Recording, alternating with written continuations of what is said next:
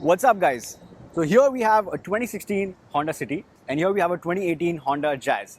Now if you're in the market for a second-hand car that's Japanese, reliable, easy to work on and won't break the bank, which one should you get for around 7 or 8 lakhs? Let's take a look. So let's take a look at the interiors first. Now if you check out the dashboard, the panel over here, most of the switchgear on the door, etc. is almost exactly the same between the Jazz and the City. A couple of subtle differences obviously include features like the cruise control, which we have in the City and we don't have in the Jazz. Obviously we have paddle shifters here because this is a CVT automatic and the City is a nice manual, perfect for drivers who like to enjoy shifting the gears themselves. But apart from that, from a normal casual user point of view, these dashboards are almost identical. So let's take a look at the engines now. Starting with the Jazz, this comes with a 4-cylinder Honda IV Tech 1.2-litre engine with around 89-90 horsepower. Perfectly fine. And the City, on the other hand, comes with the same Honda IV Tech but the 1.5 with around 117 horsepower. Very minor differences between the engines, a slightly detuned version of the Jazz, but both very capable, and both engines come with manual and CVT automatic options. And also the CVT automatic comes with paddle shifters. Right, so let's talk interior rear seat space, a big important point for any Indian family, correct? So take a look. Now I'm around 5'9", 5'10" and I weigh around 80 kg. And as you can see, I have more than enough headroom right here. And I also have more than enough legroom for myself. And this seat is approximately the same as an ordinary driving position for someone of my height.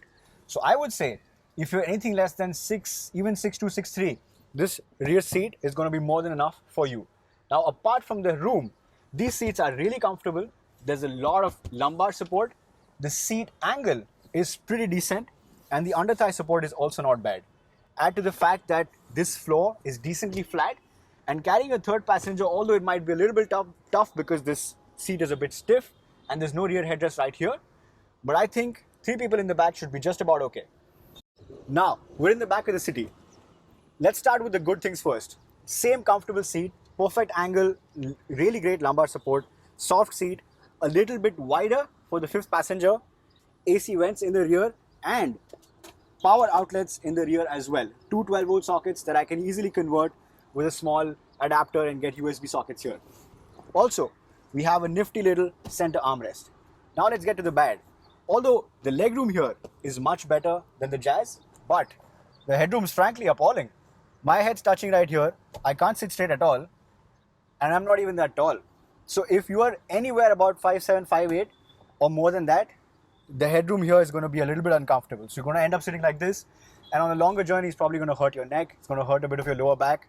And overall, I think even though the under thigh support is better here, I would rather sit in the Jazz. Now, let's talk about boot space. So here you can see the City has a comfortably sized boot. It's decently wide enough, you can fit a set of golf clubs with the driver, and there's a lot of space also, as you can see with this duster. You can see a lot of space here. I can easily fit a couple of full-size suitcases, maybe 3 or 4 carry-ons and so on. Now obviously it's not going to be as big as, let's say, an Octavia or a Camry, but it's more than enough for a family of 4 or 5 for going on short trips. Heading over to the Jazz now, as you can see, decently sizable boot here too. A lot of stuff in this one, and if you can see, decently deep here. Now it may not fit as much as the City does, but it is fairly wide. You will be able to fit a golf bag without the driver, and it does have enough space for maybe 2 or 3 carry-ons, or at best 1 full-size bag, and you can even get some more space if you take off this parcel shelf. Right guys, so what's the conclusion here? Now there are a couple of differences in these cars, namely because this is a hatchback and this is a sedan. Like what? The ground clearance is a little bit higher, the tires a little bit slimmer, the engine is a little bit more frugal than this one, and you get a rear wiper, you get an option to open the boot right here, which you don't get in any sedan. Now, when should you buy this over this? If you are someone who's going to drive in the City, maybe alone, maybe with your family, you're commuting most of the time, I think this is a better bet because you get a more cost-effective car, and with just the same amount of Honda quality and reliability, electronics, and everything that you would get with this, you can get with this as well for the City. Now, if you're someone who's a bit of an enthusiast, if you're someone who likes driving a manual car with some power and you want a VTEC and you want to cruise on the highway, or maybe you are used to carrying a lot of luggage, then there are some things that this can do that this one can't. But apart from that, if you need a city commuter, for the same price, you'll get a car that's 2 years newer than this one. You can make your choice. That's all for today, guys. Thank you so much.